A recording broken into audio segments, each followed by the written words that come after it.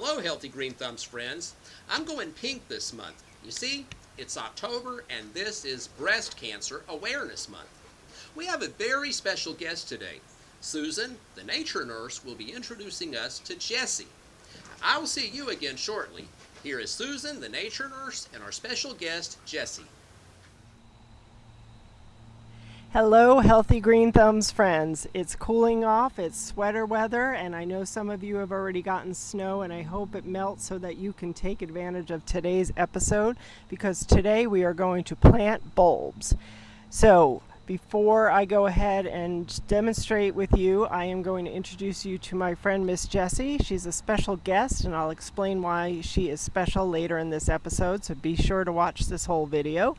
But in the meanwhile, today we are going to go ahead and plant daffodil bulbs, which happen to be, I don't know what your favorite flower is, but daffodil bulbs are my favorite because I just love that when you've gone through a long winter and all of a sudden you see this bright cheery yellow popping up through the ground in the spring. It makes me excited. So these are the daffodil bulbs we are going to plant, and we will do a separate blog post that will feature a lot of different other bulbs, flowers that you can plant, and make sure you always check your zone. You know how we're always telling you to check your growing zone so you know what will plant well in your area and when to plant them.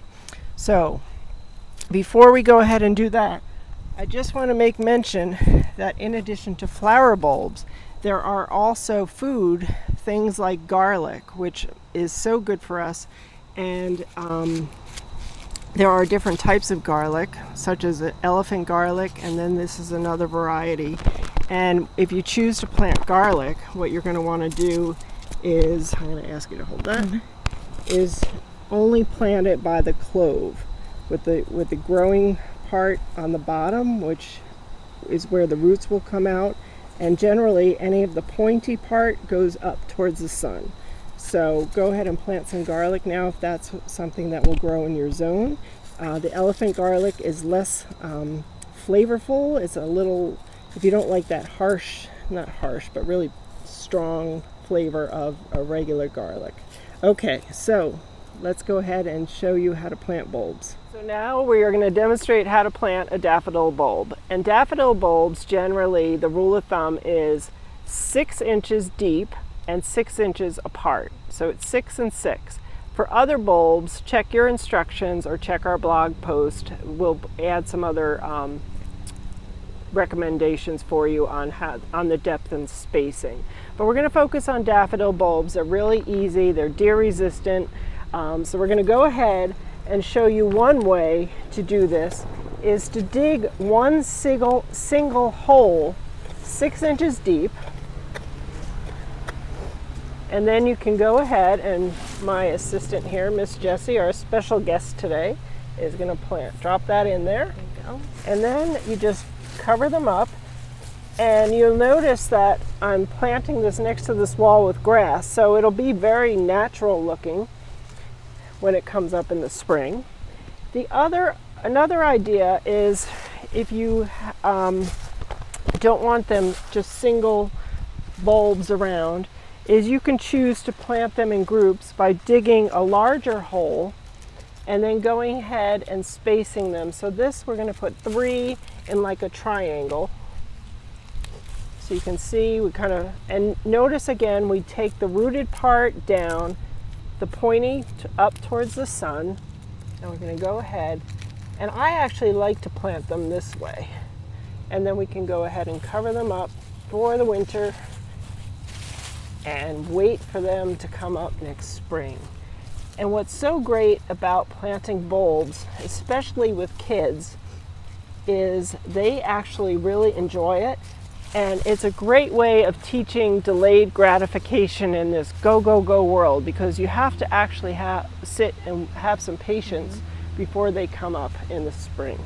Last little tip I want to show you as an idea for your design is, if you have a hose, a rope, a string, anything like this, you can go ahead and create some kind of a design that let's say you want it to swirl and then dig your hole and plant your bulbs that way. You could even go so far as to, I can't do it quickly, but go ahead and make a heart shape and make, bulbs. Maybe you want to plant pink tulips like a heart. So go ahead and get creative. It's fall, the weather is crisp, it's great planting weather, and have fun and get creative. So that's how you plant bulbs, and you may want to give them a good watering so that they settle in, and then just sit back and wait for them to pop up and excite you in the spring. Now we're going to talk to my friend Miss Jessie and explain to you why she is our special guest today. Jessie is a 3-time survivor of breast cancer. She has battled breast cancer 3 times, and she is such a role model to me about what resilience means. And resilience is such a big talked about word these days. And I know a lot of us are battling different kinds of things, whether it's diseases or natural disasters or, past bad experiences in life, or maybe something like a job loss. But life is going to throw us some real curveballs, and for some of us, instead of lemons, he hurls watermelons, I always say. Right. But and I'm sure that there's several things that helped you battle your cancer and come back up heroic again, like family and support groups, and obviously your treatment team. But being the nature nurse, I'm specifically interested in learning from people what specifically, if anything, in nature helped you heal. And by heal, I don't mean necessarily curing, but healing. We use the holistic definition, the holistic nursing definition, which basically, in summary, means just feel better. What lifts your spirit, makes you feel better. Was nature a factor in your healing process? Absolutely. I think, what you mentioned about stress. There's so much stress when you're dealing with treatment for cancer. Stress related to being there on time, to waiting forever, getting your treatment, knowing what the course is going to be like for the next couple of days, and also how it's affecting the people around you. So it was always a pleasure to kind of get out of yourself and take a walk. So many times, certainly my husband and I and our children would just go down to the lake here and just take a walk. And it didn't matter if it was 10 minutes or 15 minutes, just getting out of, that kind of capsule that you can feel like you're in when you're dealing with something stressful. I also think, having had cancer 3 times, it seemed to encompass every season. There was one episode that I really loved, going down to the town pool and just jumping in the water, going underwater. I love to swim anyway, but it was just a release, and I, didn't feel self-conscious because you can wear a cap so if you don't have hair. I wasn't wearing the wig, and it was, just a sensory thing, and letting all that kind of worry and tension, dissolve for a bit, not forever, but for a bit. And then there was the last time. It happened to coincide with our 30th wedding anniversary, so we decided we'd take a nice trip afterwards, and that's the suggestion they always give you: take a trip. So the first time we went to Paris, which was great with the kids. So this is after the treatment, or once you're in remission or cured, or well, after the treatments, okay. I always had chemo and then radiation. So it was after the radiation we went up to Canada, Lake Louise, and it was astounding. I mean, just I'd never seen anything like the Rockies before, never been to that part of the world, and taking these walks every day. I mean, I was always the last person to make it to the top or at the end of the trail, but it felt like you were getting stronger. It was very clean. It was just, all just around the most incredible feeling of being one with nature and outside of this, as I said, a bubble or a capsule that you've been into. So it was something to look forward to, and we enjoyed it. And even though there were days, as I said, that we'd go out. One day we went out, and I think the oldest person on this particular walk was about 75, and he sprinted up and made it to the top. I'm, 65 now. No, so back then I would have been 60, and I'm the dead last. And it was just, but it wasn't demoralizing, because I just said to everybody, I've just been through all this. I'm not going to be leading the pack. I'm bringing up the rear. And, it was fun. So, I just, everybody has their way to deal with stressful situations, but, nature's free, and it's welcoming and enjoyable, and you can do it with people you love. Yeah, and it's such an important point, because there's something called social determinants of health that the nursing field and other healthcare providers and social workers and whatnot are involved in. There's a list of them, and these are factors that we know disproportionately affect certain groups of people. That lead to health problems later, or less healthy outcomes. And one of them is environment and things. And we talk about, and there is a group actually championing the nature as a key variable for people to have access to.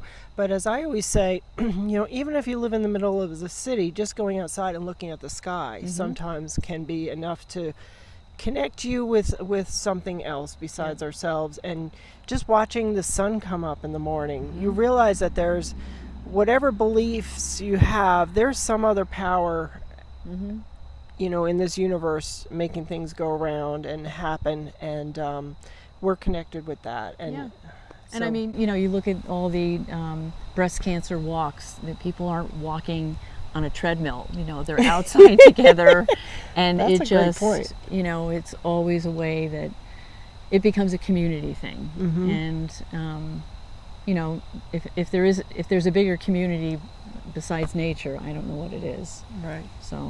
So would you like to leave us with any tips for people who are newly diagnosed or going through the process? Build your community, what you had mentioned before, your caregivers, your family, maybe your church, because you're going to lean on them. I think it was you who told me about Gilda's Club, and this isn't a promo for Gilda's Club, but the first time I didn't do it because I'm not a joiner, and then the second time I did it, and it was a lifeline. Because you need to talk to people who are going through the same thing, and just let it all out, and not feel judged, and sooner or later you're helping other people. So it's a give and take that you get out of those kind of support groups. And I think just trying to eat as healthy as possible, because you can ruminate about all the chemicals, but they do work, and they don't kill you. And you were talking about chemo. Yeah, chemo. And the radiation. It's horrible when you go into radiation, like everybody leaves the room and you're like, well, wait a minute, why don't you stay around? But they know better than to be around. But you've got to put faith into your treatment and your providers, and it'll get you through. And like you say, do what you can, eating internally things that are going to be good and beneficial for your health promotion of your cells and your whole body. And that's what we, as Cliff, the nurse farmer, and I are really dedicated with this program about, because being nurses, we've seen, the two of us, between the two of us, have over 50 years experience in healthcare. So we've seen the results of what happens when we don't take very good care of ourselves for various reasons. And then there's external factors that we can't control, our genes and sometimes our environment when it's toxic and things like that. But it's best that we take control of what we can, and what we eat is a key thing that makes a huge difference. Absolutely. And that's what we're here at the Healthy Green Thumbs program to help promote, so that we as nurses would be more than happy to see you out living a full, healthy life, disease-free. And that's what we want for ourselves and our family, and that's what we practice and try to do. And we're not perfect, but we're doing our best we can. And we hope that other people, do the same, so that we can all just live a healthy, fun, active life. And we're so excited that you made it through 3 times, and 3 times a charm. I know, so really. That's it. Enough of that breast cancer right. thing. Oh, yeah. And thank you so much for being You're here welcome. today. Thank you. Awesome. Thanks, Susan, and thanks, Jesse, for sharing your experience with how nature has helped you during your healing process. You know, planting bulbs, whether it's as a food source or as a flower source, is a way of interacting with nature and could be a fun and easy way to introduce ourselves to growing plants. Since this is Breast Cancer Awareness Month, I also wanted to share that a recent study shows that garlic and onion consumption may help prevent breast cancer. Fall is the perfect time to plant some onion and garlic bulbs to help facilitate your onion and garlic consumption. We will also include a link to this study in our Healthy Green Thumbs newsletter. By the way, if you have not signed up for our Healthy Green Thumbs newsletter, be sure to visit thenaturenurse.com/healthygreen-thumbs or thenursefarmer.com to sign up for the Healthy Green Thumbs bi-weekly newsletter. Take care, Healthy Green Thumbs friends. Bye-bye.